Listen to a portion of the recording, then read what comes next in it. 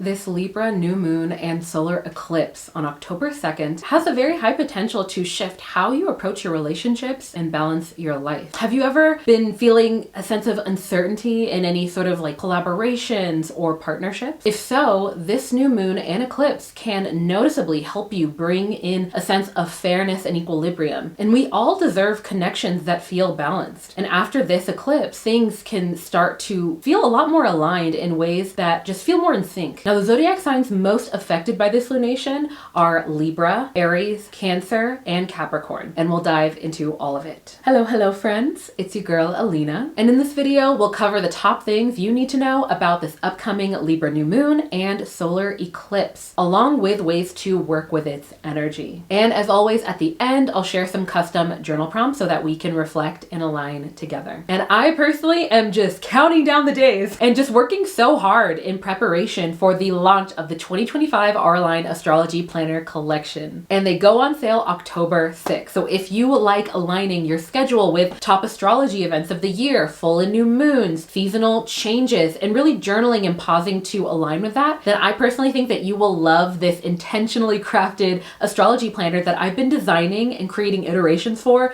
5 years now. So if you haven't already, be sure to click the link in the description to sign up and be notified as soon as they launch on October 6th. All right, so on October 2nd, we'll be experiencing this new moon and solar eclipse at 10 degrees in the cardinal air sign of Libra. Now, this eclipse is all about harmonizing our relationships and finding a sense of equilibrium in our lives, which is all Libra themes. Now, as always, each lunation and astrological event will impact us differently depending on our natal charts and how it interacts with us. So I always recommend for you to find out what house this new moon will be falling in your charts so that you can more accurately predict the specific areas of your life that will be most influenced and almost activated at this time, especially with an eclipse. So I'll start by showing you each sign and the house that this moon will land in for you. And I always suggest to check for your rising sign. So go ahead and pause to read.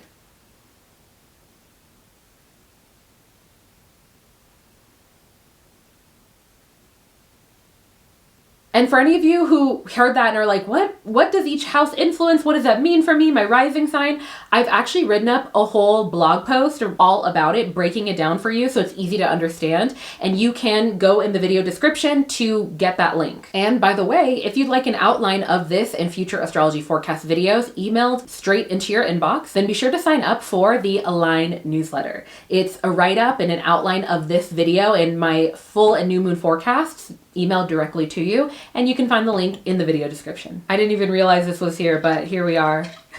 Gotta have a latte. So first up, this will be a new moon, which typically marks a time for setting intentions and planting seeds for new beginnings. But we're also seeing that it will be a solar eclipse at the same time, which will really be intensifying the influences and effects of this new moon energy and creating a higher likelihood for potential unexpected shifts or realizations that can sometimes pretty dramatically influence our path ahead. Now, this solar eclipse in particular is one that will be opening doors to radical realignments in our relationships and how we approach balance in our personal and professional lives. And this is because eclipses in general are seen as a sort of cosmic catalyst, really amplifying the already present new moon influences of ushering in new beginnings and subsequently closing old doors in terms of energetic ties, influences, or even think of behaviors or environments that have held us back from entering new chapters. So definitely expect to see some forms of potential shakeups, especially in areas where the Libra-ruled aspects of our lives are involved. That being things like harmony, equitability, an equal energetic exchange. Think of justice, think of retribution, think of karma.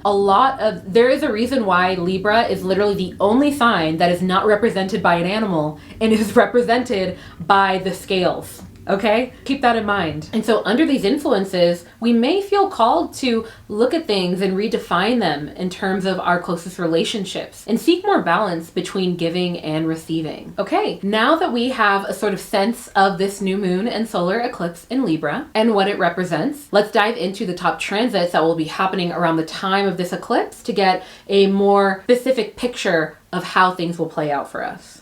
Now, first up, leading up to this new moon, we'll see retrograde Uranus in Taurus, forming a complementary sextile with retrograde Neptune in Pisces. Now, this can be a very beautiful yet more subtly felt energy, as sextiles traditionally in astrology are pretty harmonious aspects that allow different planetary energies to essentially work together without too much friction. But we do see that they're not only retrograde, but they're also outer planets. So that's something to take note of. And we're being asked to, with this transit, sort of reconsider these shifts, especially in areas of our values and securities, those more Taurus-ruled themes. And so this sextile can allow for a lot of breakthroughs, particularly with how we align our material world and our spiritual world. And since both Venus and Neptune are retrograde, the insights that we might gain will likely come from revisiting old dreams, rethinking outdated values, and really realizing new ways of blending the more practical with the mystical. So this can be a great time to act on our intuition and lean into any sort of aha moments, downloads, or even epiphanies that we might have right now, and hold space for them. Maybe even circle back to ones that we might have experienced or patterns that we come up on,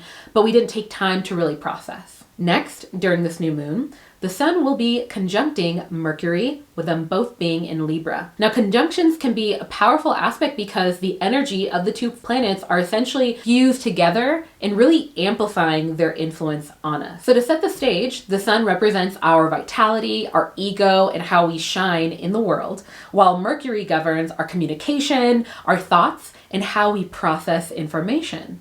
Now, with both of them in Libra, the focus here is more on diplomacy, balance, and how we communicate in our relationships. So there may be a sort of heightened need to maybe speak up for fairness, compromise, and really ensure a sense of harmony in our partnerships. This is really what this transit can have a higher potential of bringing up for us. And with the moon also being in Libra, you see there's going to be heavy Libra themes. And I really want to pause to highlight the fact that so far we see Mercury, the sun, and the moon are all in Libra, which means that they will all be transiting one house in your chart. So whatever house that Libra is in will be most activated at this time. So again, if you didn't look at the beginning of the video to see what house this is transiting, definitely do that. Now back to this Sun-Mercury conjunction in Libra, it will definitely be bringing a sort of sense of clarity when it comes to communication. And another major transit that will be influencing this new moon and eclipse will be the sextile between retrograde Neptune, which is in Pisces, and retrograde Pluto, which is in Capricorn. We have a lot of planets that are retrograde having notable interactions.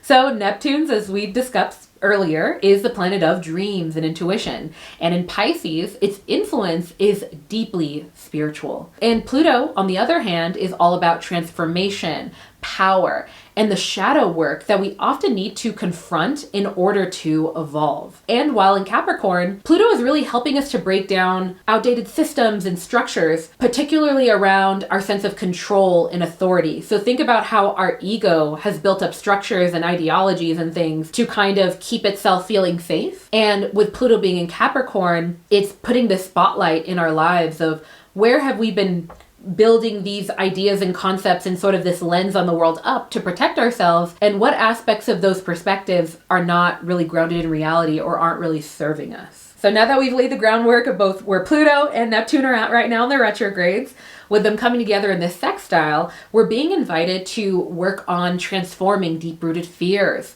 control issues, and power dynamics in our lives. So it's a great time for releasing old emotional baggage and stepping into more empowered versions of ourselves if we really feel ready to do this. Again, this new moon and eclipse is such an intensified version of a normal new moon. It's just such a potent doorway for new chapters. And lastly, we'll see that Mars in Cancer will be forming a trine with retrograde Saturn in Pisces. This trine between Saturn and Mars will be making it a lot easier to commit to more emotional goals, especially those that might have felt overwhelming in the past.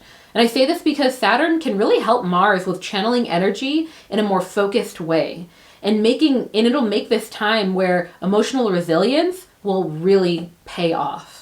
Next up, in terms of rituals, definitely consider setting intentions around balance, harmony, and fairness, whether it's involving relationships with others or even with yourself. What does a balanced relationship with yourself, an inner dialogue with yourself, look like? And again, whether that's in a partnership, work-life balance, or even how you approach your self-care or your self-talk, those are very notable because what's going on in our inner world ends up manifesting and creating a ripple effect in the world that we end up co-creating. And since Libra is all about, again, I keep on saying it over and over again, but relationships, you can also create a ritual that's focused on improving communication, understanding, and a sense of equitability in your relationship. All right, next up, let's get into these Libra New Moon and Eclipse journal prompts. So if you have your online astrology planner, you can go ahead and pull it out and flip it over to the dedicated Libra New Moon and Eclipse section of the planner, and you can write all of these out in addition to a few other questions that are already in there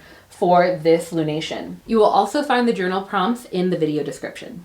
What old relationship patterns, if any, are you ready to let go of during this eclipse? What would it look like for you to communicate your relationship or collaborative needs more clearly? And finally, are there any new intentions or existing ones that you'd like to revisit during this new moon?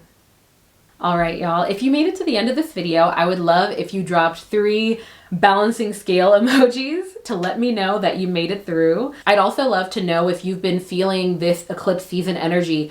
Yo, the last Pisces full moon and eclipse, that one knocked me out. My energy was so low. It felt like I was walking uphill in mud.